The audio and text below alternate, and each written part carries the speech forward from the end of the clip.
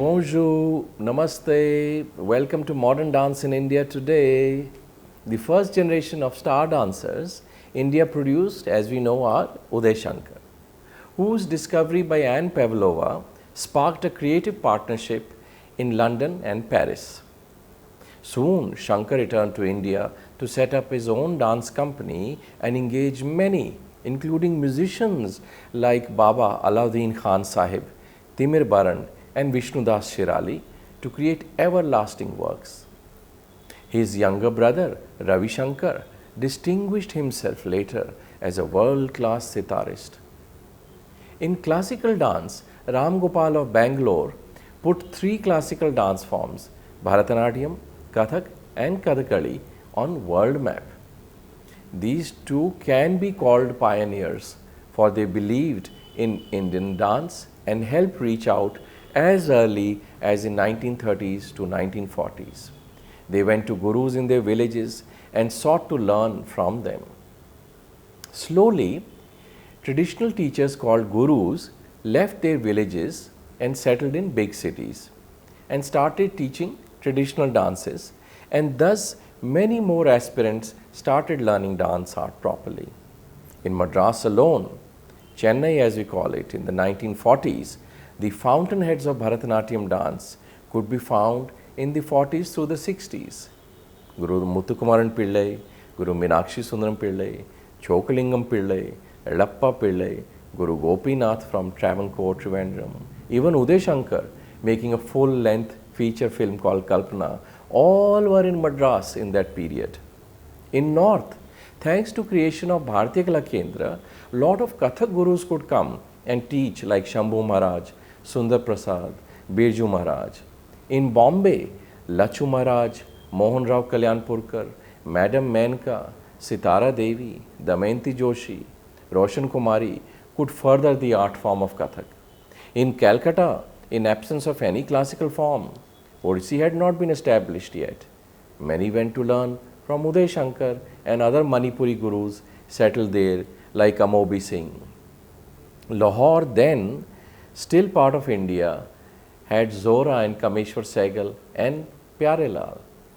All of the 1950s and 60s saw a glorious revival of these forms and traditions, and by the 1970s, India was truly dancing. The revival of classical dance forms meant a more prominent visibility to both the art and the artists. Dancers became almost as important as film stars in the 60s and 70s and were society names. The cult of prima donnas like Shanta Rao, Indrani Rahman, Yamini Krishnamurthy was established. Real dancers also became film stars like Vijayanti Mala and Hema Malini, who went from Madras to Bombay to seek bigger name and fortunes. Indian dance had arrived center stage. By then, Odissi as a dance form was also established and thus joined the pantheon of classical forms. Four legendary gurus, Pankaj Charan Das, Kelucharan Mahapatra, Mayadhar Raut and Deva Prasad Das, all helped create its repertoire. Their students Rita Devi, Minati Mishra, Indrani Rahman, Kumkum Das, Sanjukta Panigrahi, Sonal Mansingh, Aloka Panikar and Aloka Kanango and Kiran Sehgal arrived as worthy names on national stage. Gurus of various forms were training new talents, and all through the 70s, we see most dance forms being revived and performed grandly. No state function was complete without a classical dance performance by a top name. To become a soloist of merit and repute, it takes minimum of 20 years in Indian classical forms. This is because a minimum of 10 years are required for learning, another 10 for arriving professionally. Thus, a dancer starts to train at an early age, at 7 or 9, and by 20 is ready for debut. The next decade goes in gaining experience and professional acclaim. If lucky, after that, other things being equal, can one be successful and become a known name, and then the real struggle of maintaining that success starts. All in all, a rather arduous profession with no assured gains. In the 1980s, a slow trend started where those who were not doing or flourishing in solo classical styles wanted to break away and make new artistic statement. Their exposure abroad and world travels also helped them see what was going on in Germany. Kurt Hughes, Pina Bausch, USA, Ted Shawn, Ruth St. Denis, Martha Graham, Merce Cunningham, Paul Taylor in France and England did not prove much fodder. Then, as in the early 20th century, ballet still ruled roost with ballerinas like Italian Emma Pitteri, Russian Anna Pavlova, and Diaghilev settled in London. These path breakers from India who wanted to go beyond the classical tradition, having failed to establish themselves as soloists of repute, were Bharatanatyam dancers Chandralekha and Kathak dancer Kumudni Lakhia. Both had learned traditional styles like Bharatanatyam and Kathak and had tried their hand and feet for decades to become a soloist without much success. Before this cutoff point in 1984, they were true ballet, dance drama in Indian context, masters like UDAYSHANKAR, Sachin Shankar, Narendra Sharma, Shanti Bardhan, Prabhat Ganguly, and they basically created dance dramas based on Indian themes. They did not debunk tradition or say classical dance was of little merit.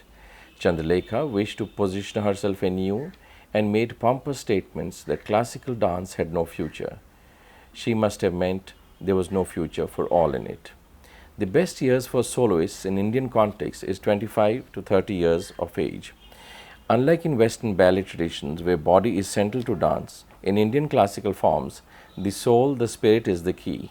Body or shape and size of it is almost secondary, though it helps to have a finely tuned dance body. We have had cases of aging, heavily set dancers, bald men, but they all were respected as great gurus and legendary dancers. In 1984, a German bureaucrat called George Lechner posted at the Max Miller Bhavan in India and married to dancer Sonal Mansingh, who had left Bharatanatyam for Odissi, decided to initiate and host a platform for all those who felt Indian classical dance was a dead end and needed new winds to blow. He hosted the first East-West encounter in Bombay and invited all those dancers who needed a new platform. The new breakaway lot of Chandralekha and Kumudni Lakhia wanted to make an artistic statement that was Indian in nature but not entirely classical in body or form. The simplest route was to take the form they had been taught and use features or elements from it. So they both created group works and thus the energy of soloists was magnified. Both succeeded somewhat because in mid-80s the climb was right for experimentation. India had arrived internationally and new statement in art was welcome after all reviving of tradition had been sort of attended to. Both also had limited success because their students did not have same strong foundation in any classical form. Thus the style could be cloned but not grow beyond a point. While Chandralekha's success was short-lived, and in her end years she was lampooned when her promoters wanted to put her on par with the Pina Bausch of India label, Kumudni was smarter to create a corpus of students who can continue her work, though owing to her personality and temperament, few wished to stay and work with her. Her prime student Daksha Seth, the best creative choreographer of India today, has branched off on her own and now stays in Kerala and creates her artistic work far from the maddening crowd. Maulik Shah and Ipsita stay in Ahmedabad, the same city where Kumudni Lakhia is based, but have branched off to do their own thing. Aditi Mangal Das too has left Ahmedabad and lives and works in Delhi. Lechner tried to duplicate the encounter in 2001 again in Bombay, but by this time the movement of avant-garde dance was truly dead, and even cosmopolitan audiences of Bombay walked out of Chandralekha's last work, Sharira, which was soft porn in appeal. Indian audiences said, no, thank you. In the 90s, the art of the solo dancers was slowly getting replaced with group art. This happened because of several reasons. Real gurus or master teachers who taught for love of art and not just money were declining. Real students who loved art more than their own glory were fewer. Patronage systems have not kept with the growing volume of dancers, and the state fortunately has no evident cultural policy because India is the size of Europe with bigger population and diversity which no one policy can contain. Group dancers also give a sense of variety and opportunity for more to dance. It also covered up the individual lack of mastery over one idiom, as the strong classical foundation was missing. All in all, a dilution of tradition took place. While Indian classical dances have been much celebrated and exposed internationally, many are aware of the extent and contribution of a few pioneering foreign dance figures, without whose example the classical dance traditions of India might never have reached the popularity and pinnacle it has. Forms like Odissi, Chow, or even martial arts like Kalari and Thangta, so much in vogue today, were not even known to mainstream India. Many dancers learned two or more styles to survive and be professionally relevant in the early years after independence. This trend continued for long until it gave way to an amalgamation or fusion of different forms when the art of the soloist gave way to group art. Today, fusion has led to some confusion. The coming of several institutions in the decade after the visit by foreigners of note led to creation of many major institutions like the Kerala Kalamandalam, Kalakshetra and Shantiniketan to specifically teach and nurture traditional Indian dances, which happened after this decade in the 1920s. The offshoot of this was an engagement of traditional teachers who left their rural moorings and came to teach in big cities like Madras, Chennai today, and much later Delhi. While Indian dances have reached out to most corners of the world now, thanks also to Indian diaspora, the original catalysts were a few pioneering foreigners who visited India and inspired many Indians to re-look at their own dance traditions. They played a significant role in shaping the fortunes of Indian dances. In the mid-80s, some exponent of classical forms who had not much success with solo dancing took to experimentation. Kumudni Lakhian Kathak, Chandralekhan Bharatanatyam were the leading lights of this new direction. For them, creating from within tradition was a challenge, as they had not succeeded in Gharana culture. They also had modern outlook and eclectic exposure to trends abroad. Today, we see a new breed of acrobatics and gymnastics that is being palmed off as dance. This has happened as neither teachers have time to teach for years nor students. Films also mean that the artists must know horse riding as well as dancing, skating as well as singing. Thus, small steps, group formations, and some jhatka matka are enough to get by. Even television and film choreographers are maha busy teaching this kind of dancing, which is hardly Indian. Every society has contemporary response to its times. This manifests in design, architecture, films, dance, and the arts. Contemporary necessarily does not mean modern. Modern dance has arisen out of these experiments, and today we have quite a few proponents of contemporary dance. Is modern dance a specific language? Like Kathak or Bharatanatyam, does it have a specific language, structure, or characteristics? How is it modern? Corporate India has also not done much to support the arts because there is no incentive or tax benefits to such support. Unlike in USA, where public support by companies can be written off under tax systems, in India that is missing for several quasi-socialistic reasons. Politicians have no real interest in the arts anyway. The Gandhi family had some vision and interest, and from the Nehru to Indira to New India today, there was some talent appointed in the field of arts and culture. The best known dance talents today in what can be truly called modern or contemporary Indian dance are very few. Daksha Seth, based in Kerala, uses Kathak, Kalari and Chow and is first rate. She takes 5 to 8 years to create a production and is not in the market for name or glory. She is a true genius and a great artist. The gap after her is immense because most others are copying and cloning each other or are leftovers of Chandralekha and Kumudini structure. A few who have done sustained work are Asta Debu, Aditi Mangaldas, Art Gallery, STEM groups of Bangalore. Classical dance continues to rule roost because modern dance lacks clear language or direction and audiences mix fusion for confusion. Fusion dance is a shortcut to several demanding dance realities. Few have time and talent to learn for long. There are no real gurus or masters left. Teachers have become gurus and there is a vast difference between the two. One is in the marketplace, other is about passion and pursuing an art form. Urban realities have also contributed to contexts of time and space, both being at a premium. Thus, learning and performing fusion dance is easy.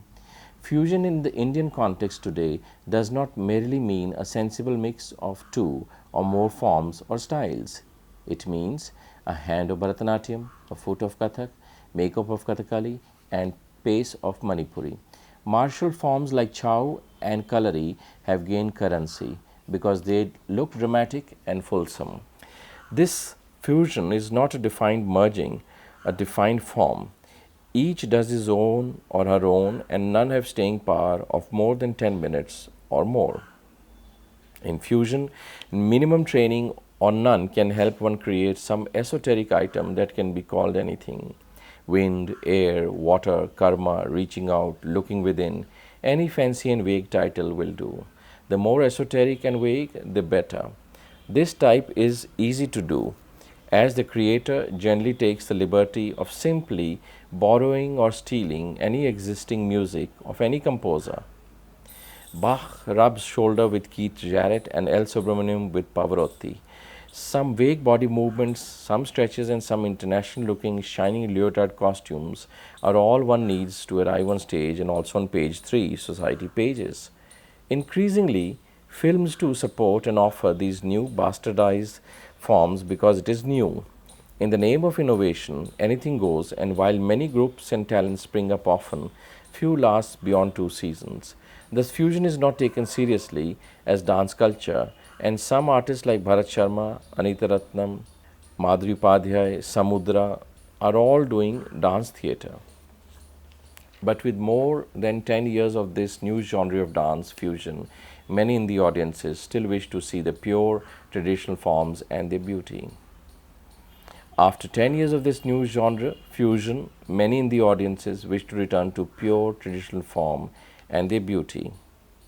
Thus, it is always a delight to see an Alarmil Valli, who ranks supreme as Bharatanatyam talent of today, followed by a host of wannabes.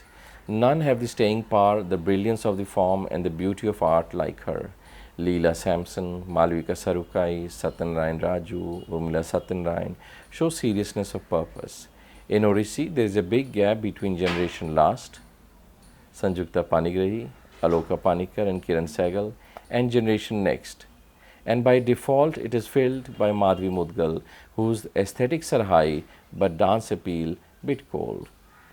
Good lights and costumes can enhance, but not entirely make up for beauty and depth of our classical dance. Shamila Biswas of Calcutta is slowly emerging as someone with a difference in Odissi. The Protima Bedi students of Nityagram in Bangalore have mastered the art of presentation and are successful abroad with dramatic lights and poses. At home, this novel institution Pratima created on the lines of traditional Gurukul art hermitage is part of history. In Kathak, soloists of merit are hard to name, as most do group work now, but Prerna Shimali are one exception. Rajendra Gangani, Maulik Shah remain somewhat senior, while youngsters Tushar Bhatt and Swikrit are beginning to make a mark. In Kuchipudi, Vajayanti Kashi and Anand Shankar Jayant are in good form today, and in Mohiniyattam, the mother-daughter duo of Bharati Shivaji and Lakshmi Priya try to be true to the form. The popular dances on television reflect young India and its aspirations, and then suddenly many more seem to be dancing. In the last 20-25 years, India has become a young, modern, technologically progressive nation. Today, it has world's largest young populace. Nearly 60% of its 1 billion population is under 25 years of age. Imagine 600 million people under 25 years of age. It is a big resource and a challenge. Boogie Woogie is the longest running dance show for kids on television, 2 decades. Nach Baliye, India's Got Talent, and other shows dominate television. Talmel was highest rated TV serial on Indian dance made for Doordarshan. In 2015, what do we see of Indian dance? The plate is full and overflowing. There are thousands of classically trained dancers who seem to be at it and perform even when there is no obvious support systems.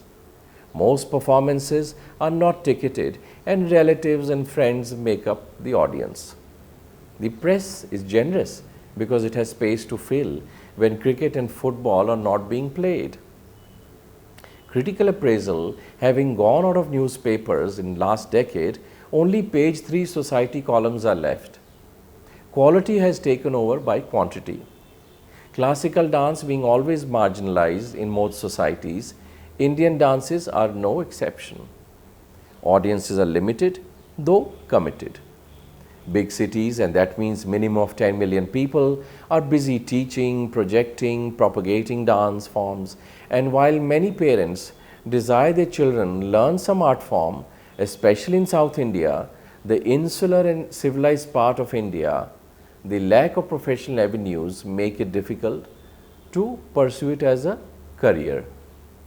It is customary that most children learn some dance form, especially girls, till they are 20 and then decide if it is to be a profession. Pushy parents seeking social esteem and better marriage prospects also encourage their daughters to learn, so if nothing else, it helps them in deportment, social graces, and confidence levels. Once married, family and responsibilities take over. 90% of those who learn for 5 to 10 years between ages 10 and 20 never take to stage professionally. Dance is a calling, not just a career. Thus, what is modern in India today? Fusion or in confusion? If one sees the variety of possibilities, what emerges are 3 trends: using classical forms in new ways, using technology and creativity on old forms, and 3, innovating, devising new body languages. Thus, unlike the West, where modern is a complete break from the past, in India that's not possible totally, as our heritage is important and we are not fighting it. We also have learned to live with many invaders and their cultures in the past 1,000 years. So in India, there is no clash of civilization, but a fusion. Modern for Indian dance is acceptance of past and future.